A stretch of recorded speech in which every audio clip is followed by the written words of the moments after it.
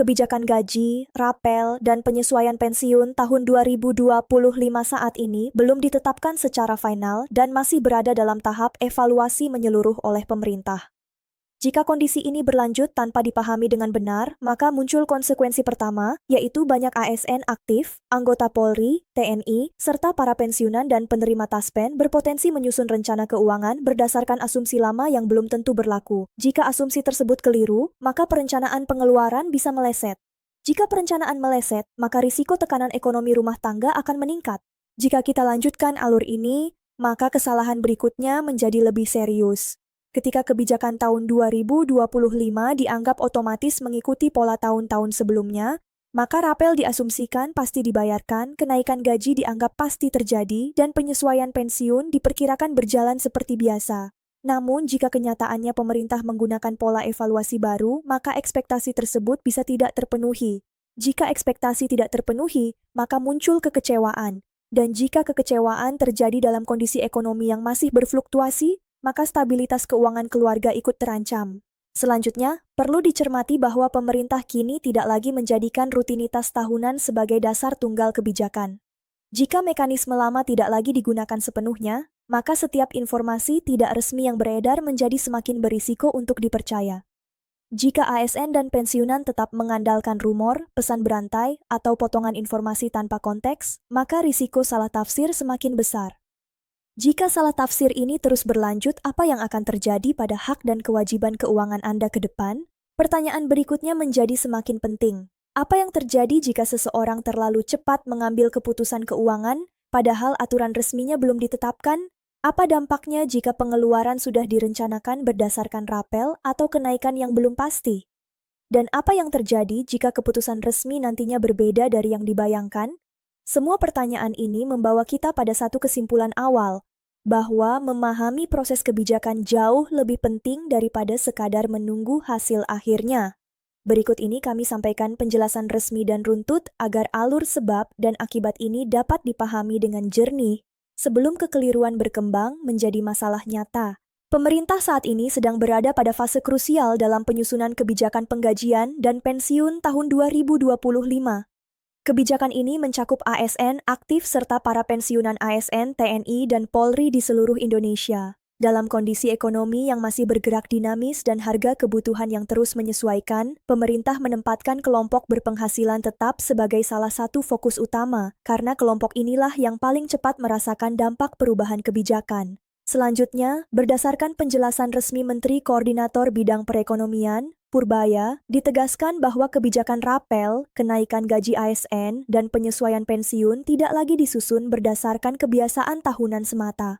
Pemerintah melakukan evaluasi menyeluruh yang mencakup inflasi, stabilitas ekonomi nasional, kemampuan fiskal negara, serta kebutuhan real para penerima manfaat. Dengan pendekatan ini, maka tidak semua skema lama dapat otomatis diterapkan kembali. Kemudian, pemerintah menekankan peningkatan transparansi sebagai bagian penting dari proses ini. Jika transparansi diperkuat, maka proses perhitungan, dasar kebijakan, dan jadwal pelaksanaan akan disampaikan secara lebih terbuka melalui kanal resmi. Jika masyarakat mengandalkan jalur resmi ini, maka risiko salah paham dapat ditekan. Sebaliknya, jika masih mengandalkan informasi tidak resmi, maka kebingungan akan terus berulang. Dalam rangkaian evaluasi tersebut, inflasi menjadi salah satu faktor utama. Namun, inflasi tidak hanya dipahami sebagai angka statistik. Pemerintah juga melihat dampaknya terhadap kehidupan nyata, terutama bagi para pensiunan yang menghadapi kenaikan biaya kesehatan dan kebutuhan harian. Jika biaya hidup meningkat sementara penghasilan tetap, maka daya beli menurun. Jika daya beli menurun, maka kualitas hidup ikut terpengaruh. Inilah sebabnya inflasi menjadi variabel penting dalam penyesuaian kebijakan. Setelah itu, Purbaya menegaskan bahwa setiap penyesuaian gaji dan pensiun harus tetap menjaga keseimbangan fiskal jangka panjang. Jika kebijakan hanya berfokus pada jangka pendek, maka risiko beban anggaran di masa depan akan meningkat. Oleh karena itu, setiap opsi kenaikan disertai simulasi dan perhitungan yang cermat agar keputusan yang diambil tidak menimbulkan masalah lanjutan. Di sisi lain, pemerintah juga memperhitungkan dampak ekonomi yang lebih luas. Jika pendapatan aparatur sipil negara dan pensiunan meningkat, maka konsumsi rumah tangga berpotensi naik.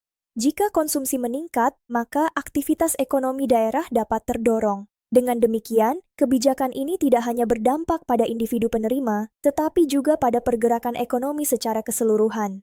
Pembahasan mengenai rapel menjadi salah satu titik perhatian utama. Banyak aparatur sipil negara aktif menunggu kepastian terkait kenaikan gaji berkala dan dampaknya terhadap penghasilan. Para pensiunan pun mempertanyakan apakah penyesuaian pensiun tahun 2025 mampu mengimbangi kenaikan biaya hidup. Pemerintah menyadari bahwa jika mekanisme rapel tidak jelas, maka ketidakpastian akan terus berlanjut. Karena itu, penataan sistem pembayaran menjadi bagian penting dari kebijakan. Pemerintah juga mengevaluasi pengalaman sebelumnya, di mana pembayaran rapel seringkali berbeda waktu antar instansi. Jika perbedaan ini dibiarkan, maka kebingungan dan ketidakadilan persepsi akan muncul. Untuk tahun 2025, pemerintah berupaya menyusun mekanisme yang lebih terkoordinasi dan seragam agar pelaksanaan kebijakan berjalan lebih tertib. Dalam proses ini, masukan masyarakat turut dipertimbangkan. Banyak pensiunan menyampaikan bahwa penyesuaian pensiun bukan hanya soal angka, tetapi juga soal kelayakan hidup dan penghargaan atas pengabdian puluhan tahun. Cerita dari pensiunan guru, tenaga kesehatan, hingga pegawai pelayanan publik menjadi gambaran nyata yang ikut memengaruhi evaluasi kebijakan. ASN aktif juga menyampaikan harapan agar kebijakan penggajian mencerminkan beban kerja dan tanggung jawab yang diemban. Jika kesejahteraan aparatur terjaga, maka kualitas pelayanan publik diharapkan tetap optimal. Pemerintah memahami keterkaitan ini dan menjadikannya bagian dari pertimbangan. Dengan demikian, pemerintah berada pada posisi menyeimbangkan kesejahteraan masyarakat dan stabilitas keuangan negara. Setiap keputusan harus melalui proses panjang, perhitungan detail, dan pengecekan berlapis agar tidak menimbulkan dampak lanjutan yang merugikan. Hingga saat ini, kepastian resmi mengenai besaran dan mekanisme penyesuaian masih menunggu keputusan final.